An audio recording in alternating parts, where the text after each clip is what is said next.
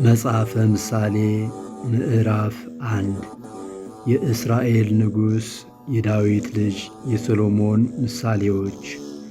ጥበብንና ተግሣጽን ለማወቅ የእውቀትንም ቃል ለማስተዋል የጥበብን ትምህርት ጽድቅንና ፍርድን ቅንነትንም ለመቀበል ብልሃትን ለአዋቂዎች ይሰጥ ዘንድ ለጎበዛዝትም እውቀትንና ጥንቃቄን ጠቢብ እነዚህን ከመስማት ጥበብን ይጨምራል። አስተዋይም መልካም ምክርን ገንዘቡ ያደርጋል። ምሳሌንና ትርጓሜን የጠቢባን ቃልና የተሸሸገውን ነገር ለማስተዋል የጥበብ መጀመሪያ እግዚአብሔርን መፍራት ነው። ሰነፎች ግን ጥበብንና ተግሣጽን ይንቃሉ። ልጄ ሆይ የአባትን ምክር ስማ፣ የእናትንም ሕግ አትተው። ለራስህ የሞገስ ዘውድ ለአንገትህም ድር ይሆንልሃልና። ልጄ ሆይ ኀጢአተኞች ቢያባብሉህ እሺ አትበል።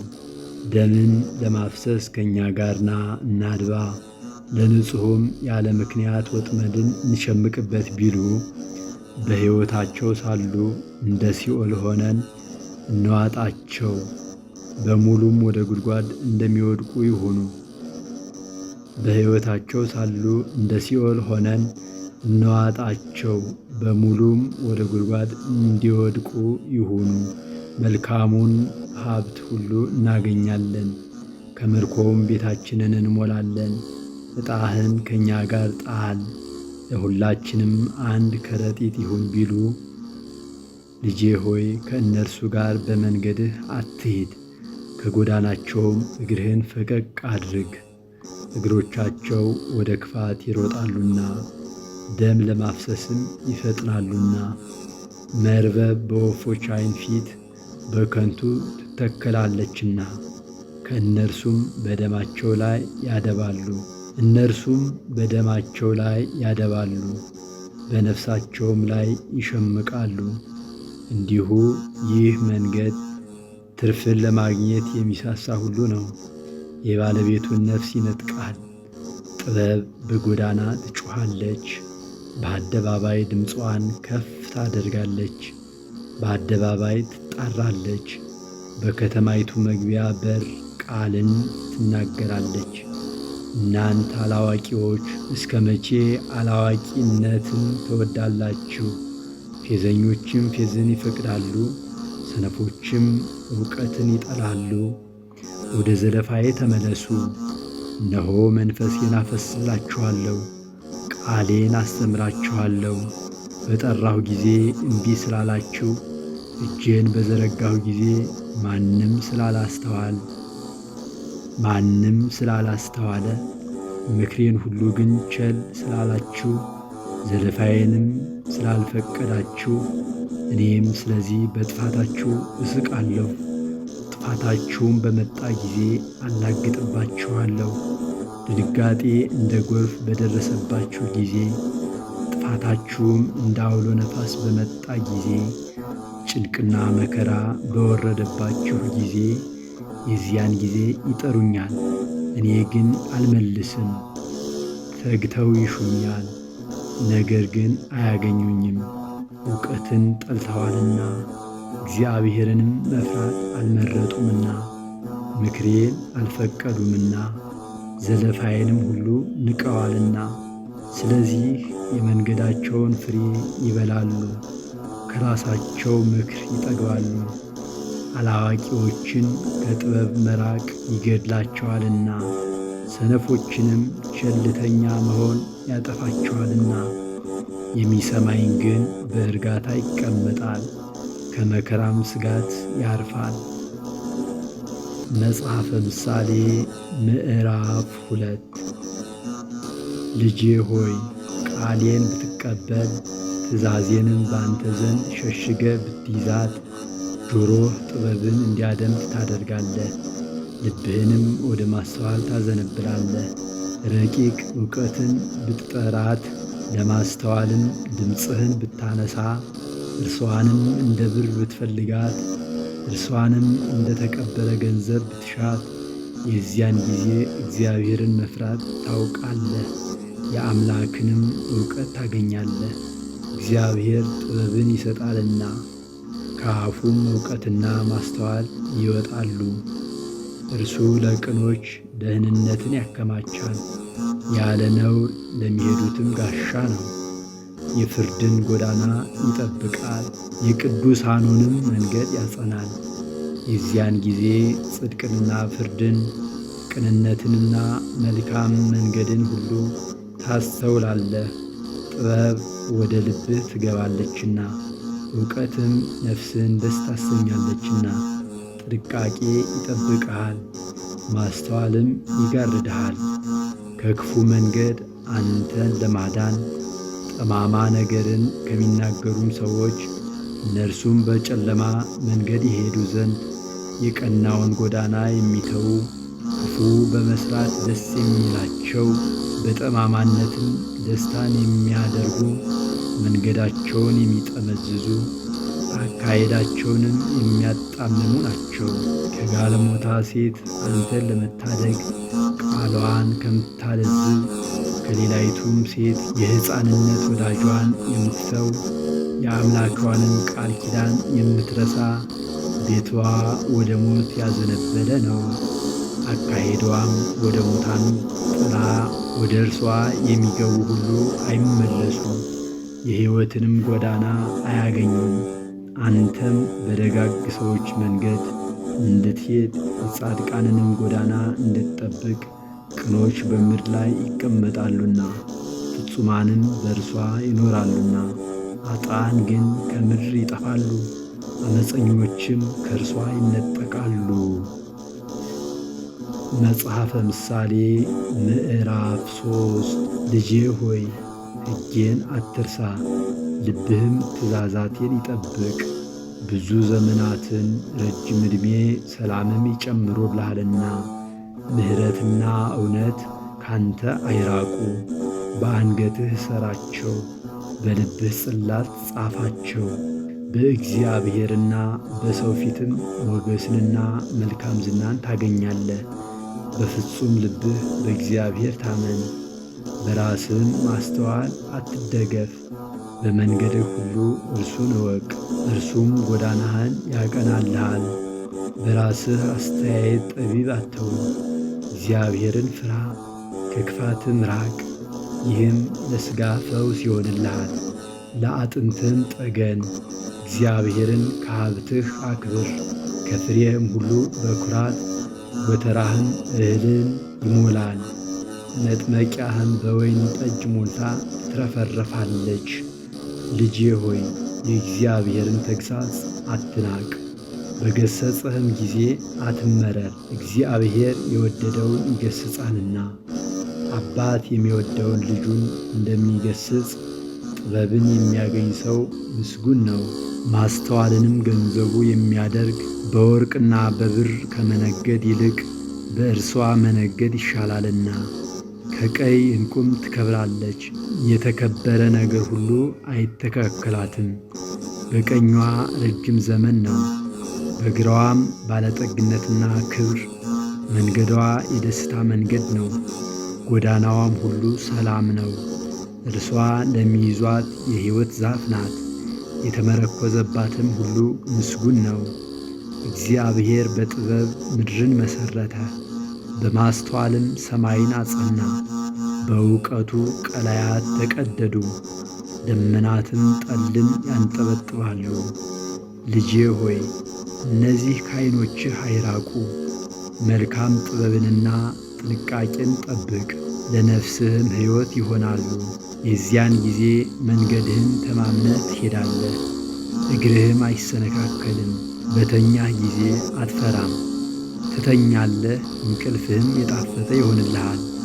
ድንገት ከሚያስፈራ ነገር ከሚመጣውም የኃጥአን ጥፋት አትፈራም፣ እግዚአብሔር መታመኛህ ይሆናልና እግርህም እንዳይጠመድ ይጠብቅሃልና።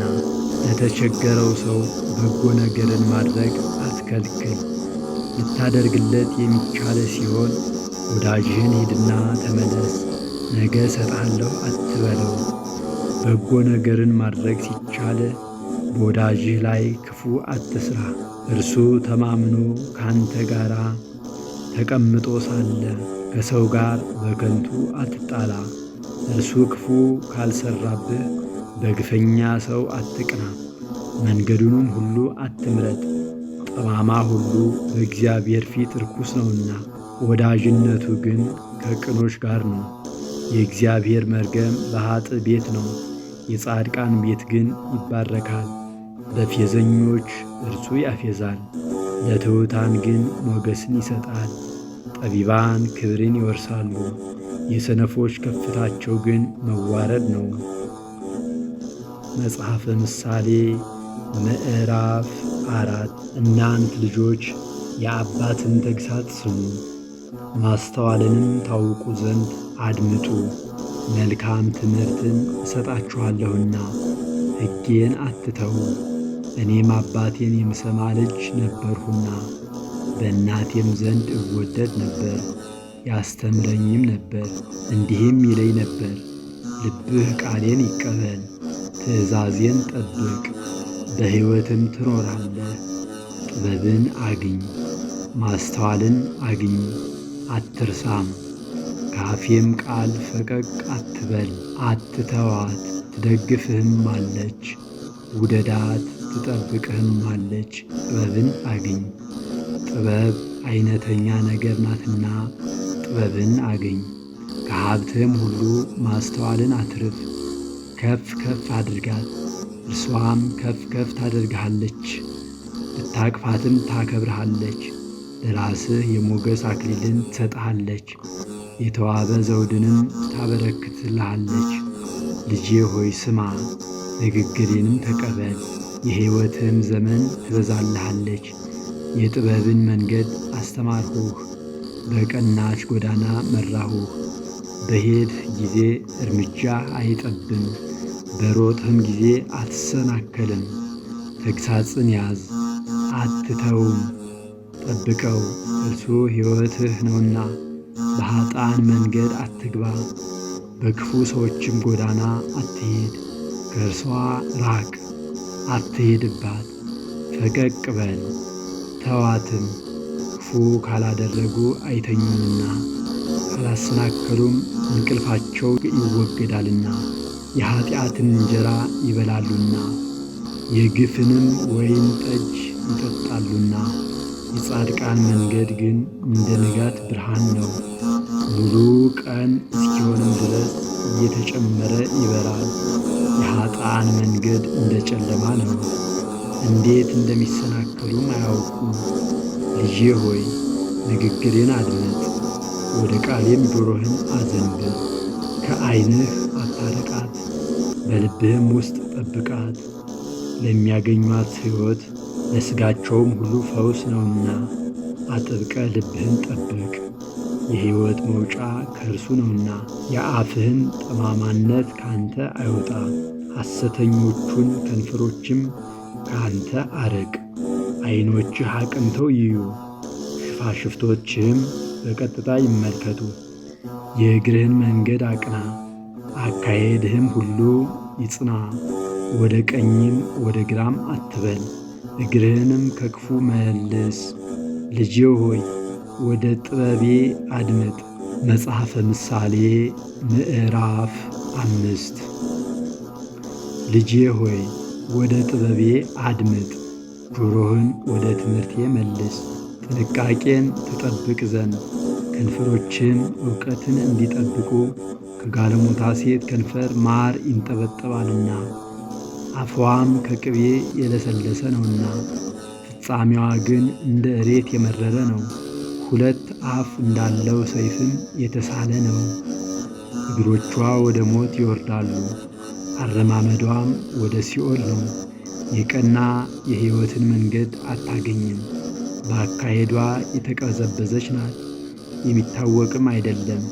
አሁንም ልጆቼ ሆይ ስሙኝ፣ አሁንም ልጆቼ ሆይ ስሙኝ፣ ከአፌም ቃል አትራቁ። መንገድህን ከእርሷ አርቅ፣ ወደ ቤቷም ደጅ አትቅረብ። ክብርህ ለሌላ እንዳትሰጥ፣ ዕድሜዋም ለጨካኝ። ሌሎች ከሀብት እንዳይጠግቡ ድካምህም በባዕድ ሰው ቤት እንዳይሆን። በመጨረሻም ሥጋህና ሰውነትህ በጠፋ ጊዜ ታለቅሳለህ ትላለህም፣ እንዴት ትምህርትን ጠላሁ፣ ልቤም ዘለፋዬን ናቀ። የአስተማሪዎቼንም ቃል አልሰማሁም፣ ጆሮቼንም ወደ አስተማሪዎቼ አላዘነበልሁም። በማኅበርና በጉባኤ መካከል ወደ ክፉ ሁሉ ለመድረስ ጥቂት ቀረኝ። ከጉድጓድህ ውሃ ከምንጭህም የሚፈልቀውን ውሃ ጠጣ። ምንጮችህ ወደ ሜዳ ወንዞችህ ወደ አደባባይ ይፈሳሉን? ለአንተ ብቻ ይሁኑ፣ ካንተ ጋር ላሉ እንግዶችም አይሁኑ። ምንጭህ ቡሩክ ይሁን። ከጉብዝናህም ሚስት ጋር ደስ ይበልህ። እንደ ተወደደች ዋላ እንደ ተዋበችም ሚዳቋ ጡትዋ ሁልጊዜ ታርካ፣ በፍቅሯም ሁልጊዜ ጥገብ። ልጄ ሆይ ስለምን ጋለሞታ ሴት ትወዳለህ? የሌላይቱንስ ጥበብ ለምን ታቅፋለህ? የሰው መንገድ በእግዚአብሔር ፊት ነውና አካሄዱንም ሁሉ እርሱ ይመለከታልና። ኃጥአንን ኃጢአቱ ታጠምደዋለች፣ በኃጢአቱም ገመድ ይታሰራል። አልተቀጣምና እርሱ ይሞታል፣ በስንፍናውም ብዛት ይስታል። መጽሐፈ ምሳሌ ምዕራፍ 6 ልጄ ሆይ ለጎረቤትህ ዋስ ብትሆን ስለ ሌላ ሰው እጅህን አጋና። በአፍህ ቃል ተጠመድህ፣ በአፍህ ቃል ተያዝህ። ልጄ ሆይ ይህንን አድርግ፣ ራስህንም አድን። በጎረቤትህ እጅ ወድቀሃልና ፈጥነህ ሂድ፣ ጎረቤትህንም ነዝንዘው።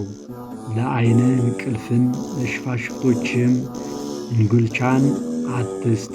እንደ ሚዳቋ ከአዳኝ እጅ እንደ ወፍም ከአጥማጅ እጅ ትድን ዘንድ።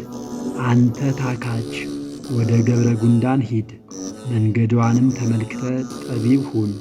አለቃና አዛዥ ገዥም ሳይኖራት መብሏን በበጋ ታሰናዳለች፣ መኗንም በመከር ትሰበስባለች። አንተ ታካች እስከ መቼ ትተኛለህ? ከእንቅልፍስ መቼ ትነሳለህ? ጥቂት ትተኛለህ፣ ጥቂት ታንቀላፋለህ፣ ትተኛም ዘንድ ጥቂት እጅህን ታጥፋለህ። እንግዲህ ድህነትህ እንደ ወንበዴ ችጋርህም ሰይፍ እንደታጠቀ ሰው ይመጣብሃል። ምናምንቴ ሰው የበደለኛም ልጅ በጠማማ አፍ ይሄዳል። በዓይኑ ይጠቅሳል፣ በእግሩ ይናገራል፣ በጣቱ ያስተምራል። ጠማማነት በልቡ አለ፣ ሁልጊዜም ክፋትን ያስባል፣ ጠብንም ይዘራል።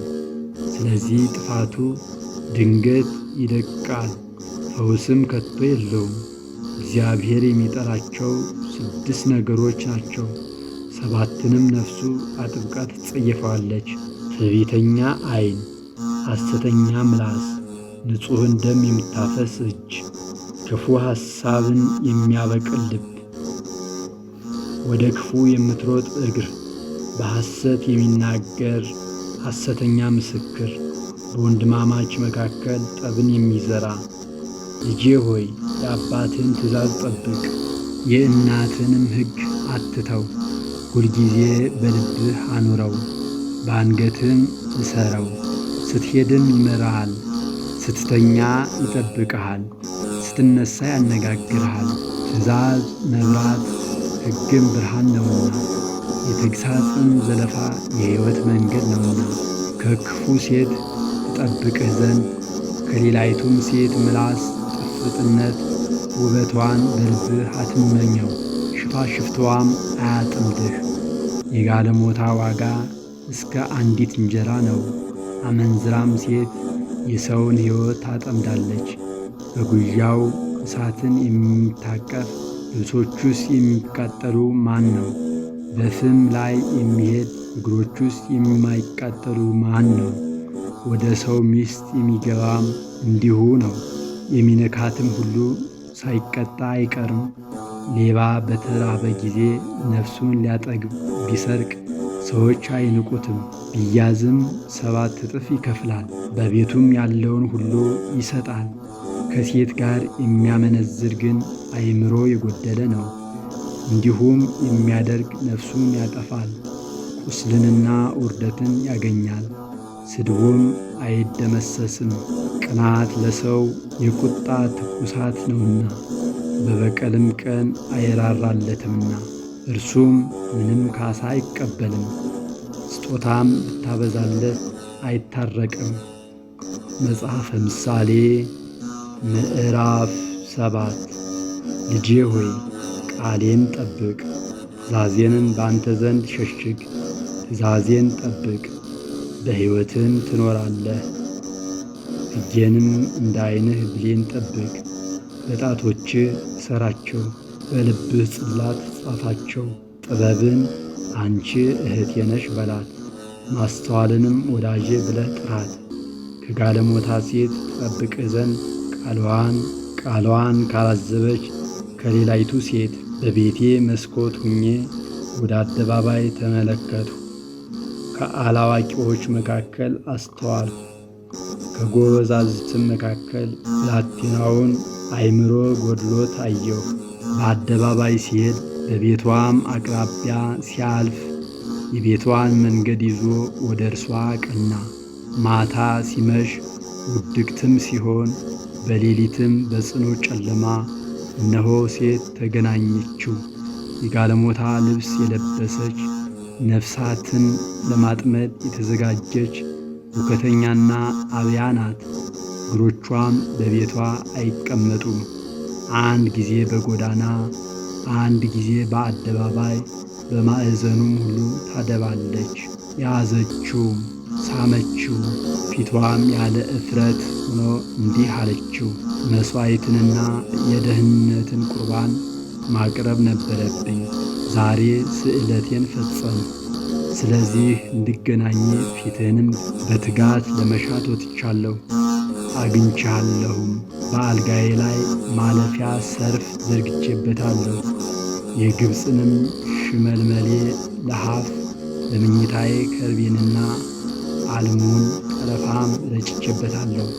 ና እስኪነጋ ድረስ በፍቅር እንርካ፣ በተወደደ መተቃቀፍም ደስ ይበለን።